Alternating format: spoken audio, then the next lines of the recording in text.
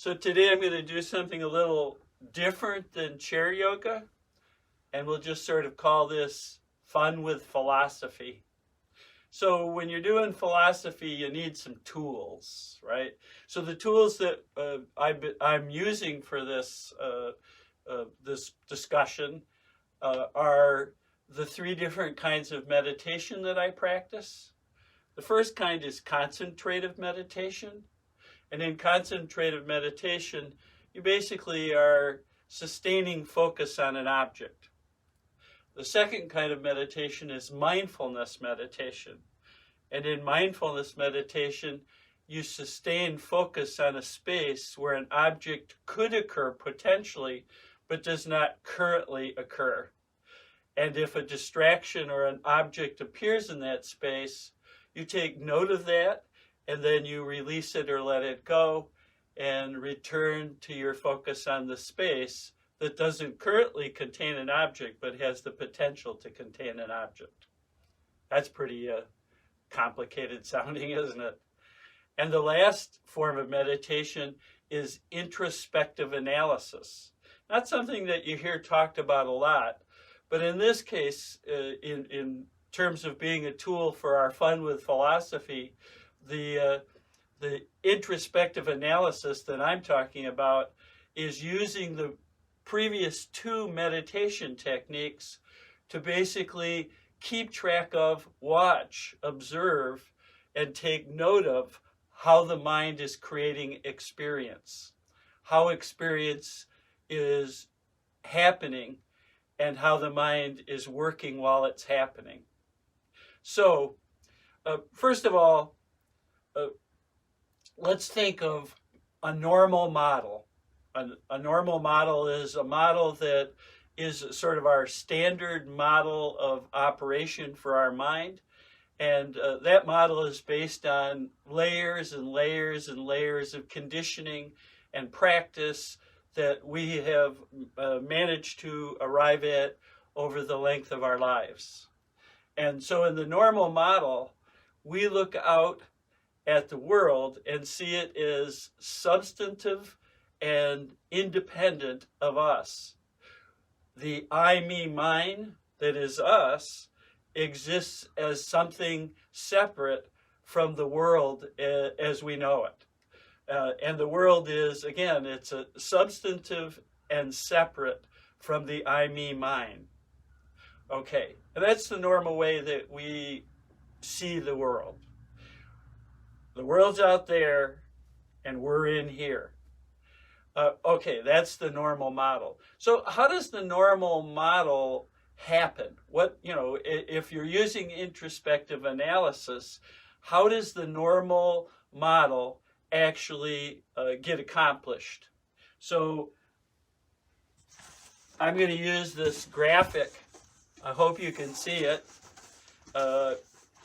And basically the graphic is a map of the normal model. So let's begin sort of at the beginning of the normal model. And that would be at the 5 sense gates. So the sense gates engage a mishmash of sensations with very little clarity and very little distinction. And the first thing that happens in this engagement is the mind turns that mishmash by focusing on some portion of it into a sense object. The sense object is then capable of being separated from the I, me, mine object, which uses that separation as a way of creating itself. I become I, me, mine when I separate myself from the things that are occurring as sense objects. Okay, so when I think of sense objects, I now have this sense object with no clarity, no definition. And the next thing that's going to happen is there's going to be some sort of a reaction to that sense object. I'll either I'm going to like the sense object, no definition has occurred yet, or I'm going to dislike the sense object, or I'm not going to care one way or the other. So that's the next thing, is some sort of a reaction to the sense object. The next thing is perception. In the perception stage, the sense object is in the beginning stages of being defined. It's categorized first.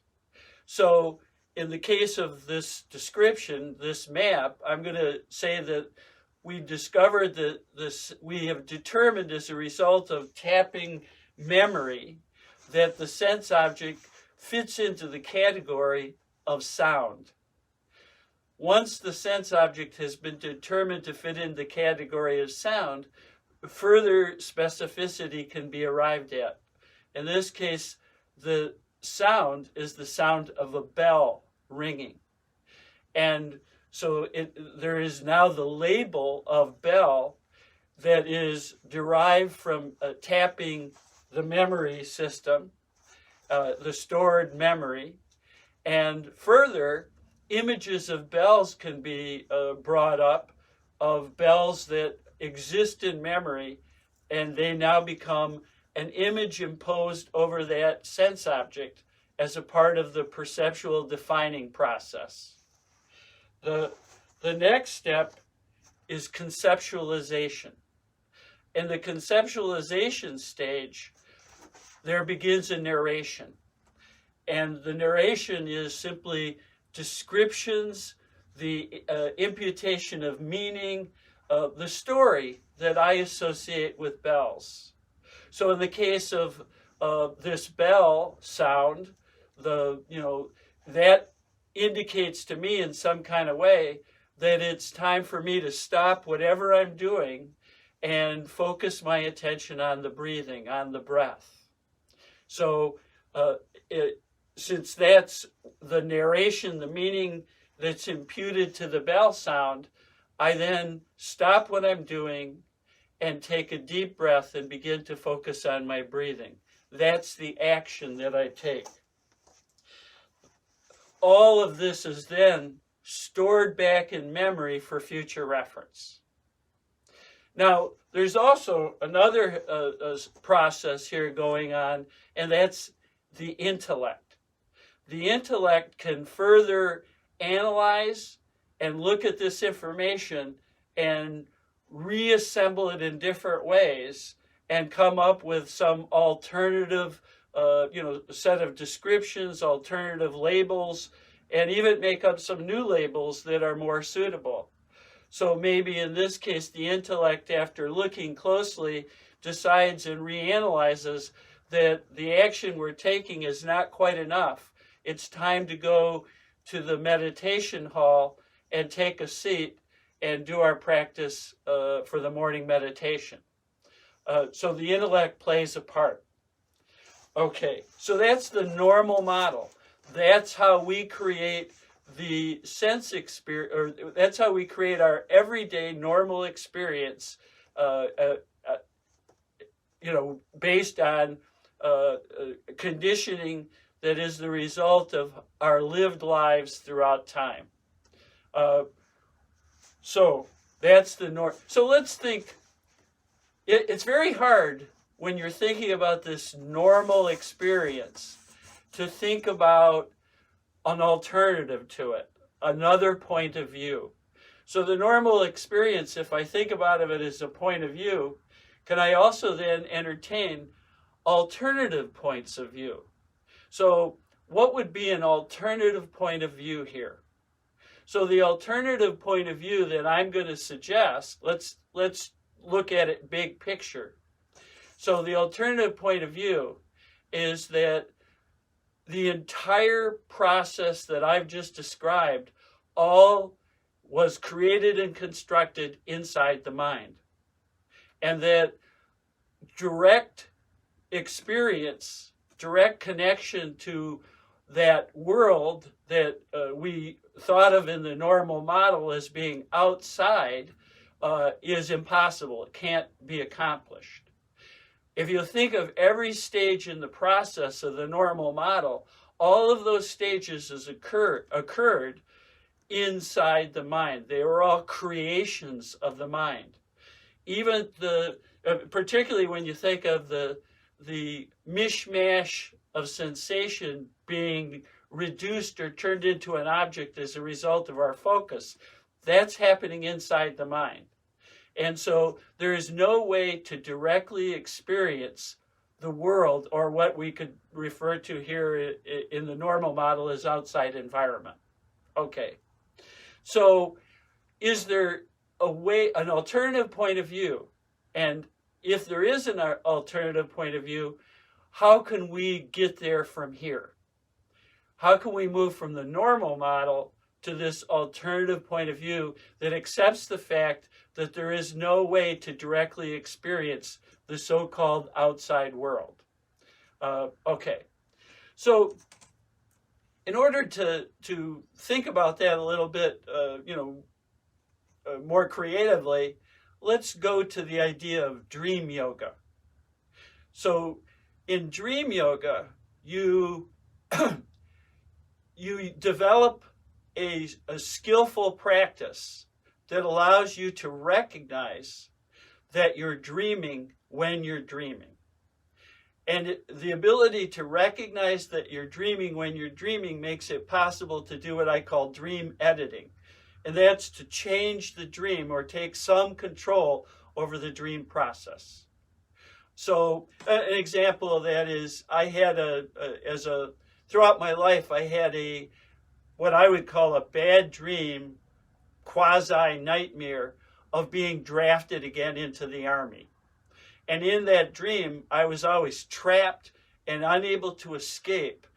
Even though I would, in the dream, be my current age, post 70, I would, not be able to explain to people in the dream that somehow or other I couldn't survive basic training at my age and things like that. Okay. So then I developed the ability to do a certain amount of dream editing, and I was able to recognize that I was in the dream while I was dreaming about this being drafted again. And I edited the dream so that the people who I was telling about the impossibility of surviving basic training would immediately listen and either give me some sort of special status in the Army, or some sort of higher status, or would say, oh, you're right, you should go home. And repeatedly over time, I was able to edit the dream, and eventually the dream disappeared and I haven't dreamt it again in years. Okay, so my point here is simply that if we're thinking about dream yoga, we're able to take some control over the dream state by skillful means, by practice, by using various different meditation tools. So let's apply that to an alternative to the normal model. Okay. So let's suppose that and when you're thinking about dreaming, there's no question that dreams are entirely constructed inside the mind. They're not dependent on outer environment for anything that's going on inside the mind. They may tap memories of things that existed prior to the dream, but the whole process of dreaming is constructed or created inside the mind. So let's suppose we apply that to the normal model. If the normal model is like a dream so that it's entirely constructed inside the mind, then couldn't we then apply the same sorts of skillful means that we developed as a result of our meditation practice to change or edit the dream that we're experiencing? So wouldn't it be possible to alter the everyday experiences that we're having by using those skillful means, those meditation techniques, and some psychological techniques in order to arrive at an alternative point of view to the normal model? In other words, an alternative model. Okay. So if we track back through, just briefly, the process that happens in the normal model and begin to look at each of those steps. So let's suppose that we start with a conceptualization. Well, we already know in cognitive psychology that if you change your attitude towards a situation, you could change how you act and feel in the situation. So on a purely cognitive level, we can, alter the dream or alter the state of our experience, the everyday state of our experience. We could also, in meditation, resist conceptualizing, resist telling a story to ourselves about the sense objects that are occurring in our mind. We can resist that or refrain from that by using mindfulness meditation, suppose. So when a cognitive concept comes up about a sense object, I could note the fact that it did and bring my attention back to the space that could potentially contain an object but doesn't currently contain an object. In other words, use mindfulness meditation to free myself from the narration. The next step is perception. Now in perception, remember I am labeling and creating images of the sense object. Let's suppose that using, again, mindfulness meditation, and when a label of a sense object or an image that creates a definition of a sense object occurs to me in that space that can contain an object but doesn't need to contain an object, where I could just let go of the object by returning to that space, then I can refrain or release myself from the perceptual stage. The next stage is objectification. Objectification is a really important part of this process because objectification serves not only to create an object out of that mishmash of sensation, but also to separate that object from the I, me, mine, or subjective object that is myself. And by all these other stages, it reinforcing that I, me, mine object so for instance, part of that reinforcement might be I have a reaction to the sense object. And the reaction is I really like it because when I label it and define it and cognitively describe it, it comes up as something that brings me a certain amount of joy and pleasure, as well as calm and peacefulness in my mind. I identify with that. I identify with that calm and peacefulness. I identify with that reaction. And in identifying it, I cement in that I, me, mine object and create a more solidified sense of self. So in the objectification stage, if I can refrain from that objectification stage, then I am sitting at the gate of an unknown for all intents and purposes, since in this alternative model, I can't know anything outside of what's going on inside of my mind. In other words, my mind is making it all up. That makes the outside basically something that can't be known, that I'm going to refer to as an open question. So if I can focus my attention on an open question, a space that doesn't contain an answer, a space that is undefined by perception, lacks any narrative meaning, and if I can stay focused on that and release myself from the creation of that object, then I can, in a sense,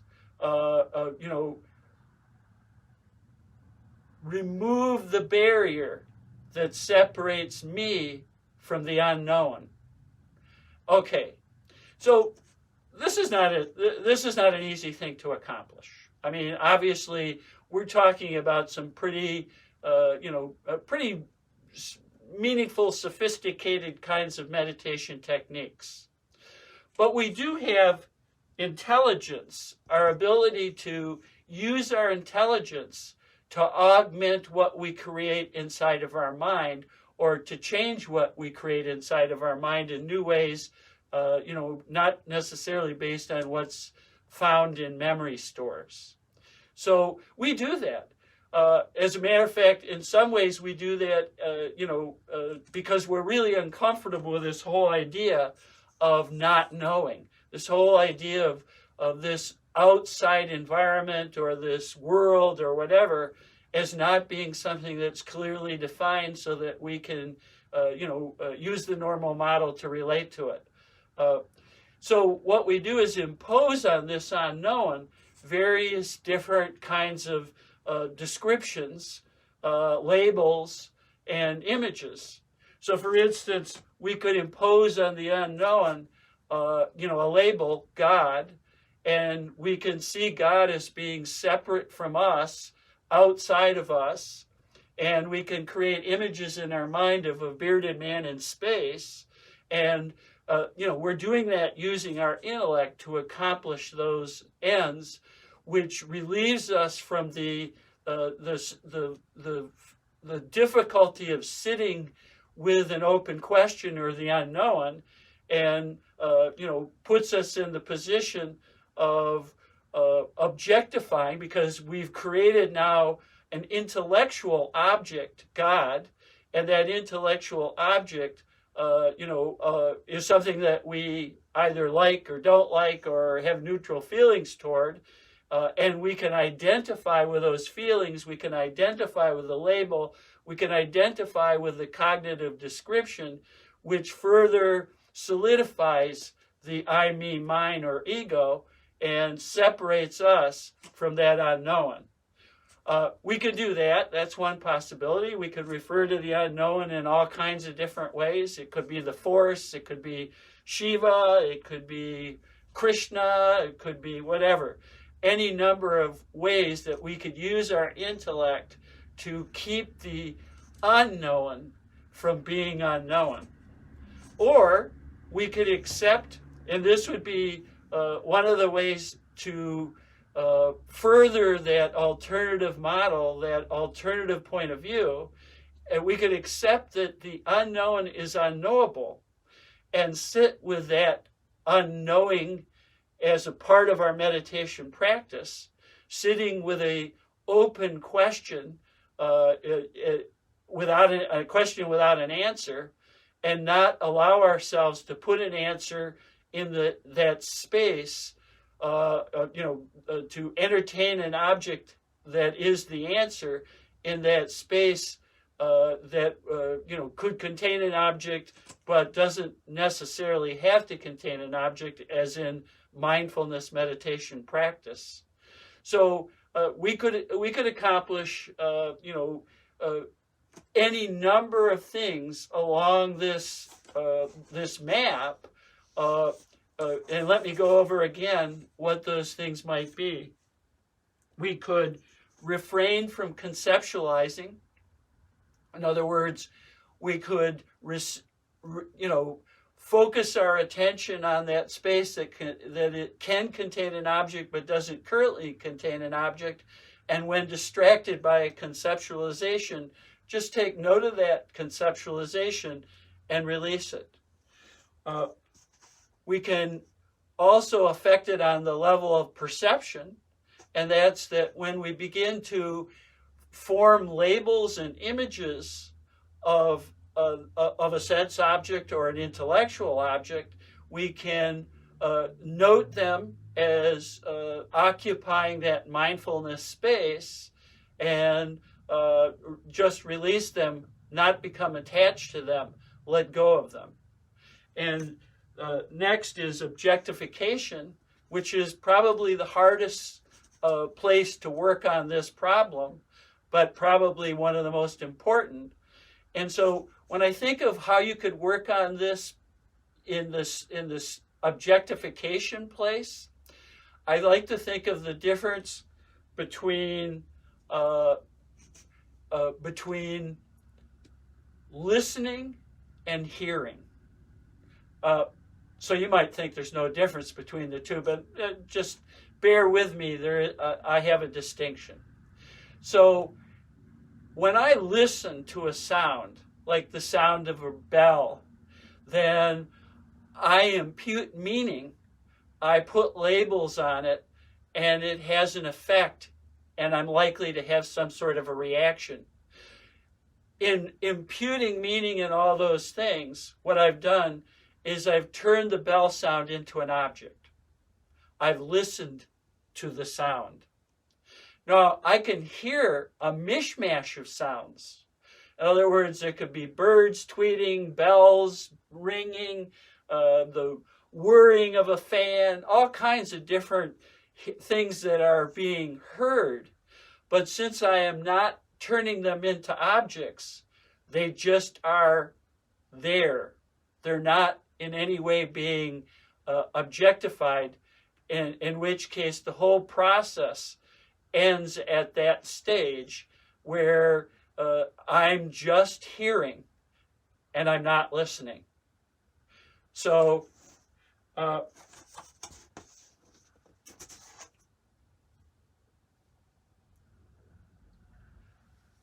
that was my Fun with Philosophy presentation.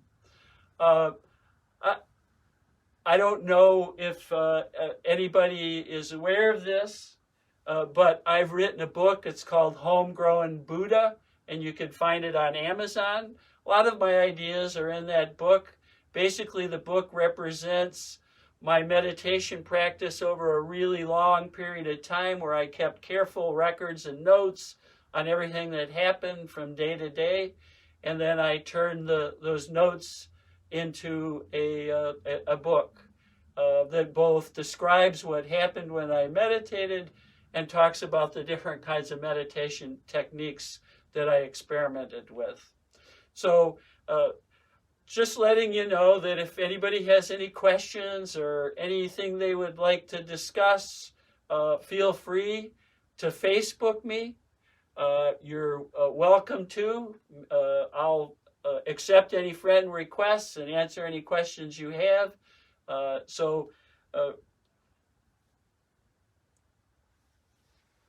I appreciate those who have had the stamina and willingness to sit throughout this Fun with Philosophy presentation, and I hope you find it useful, as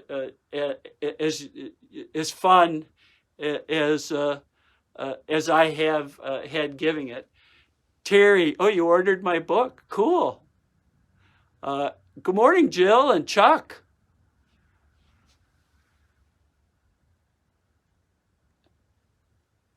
So I'm going to end my class there and appreciate your participation. And I hope to see you next Tuesday for chair yoga. Be good.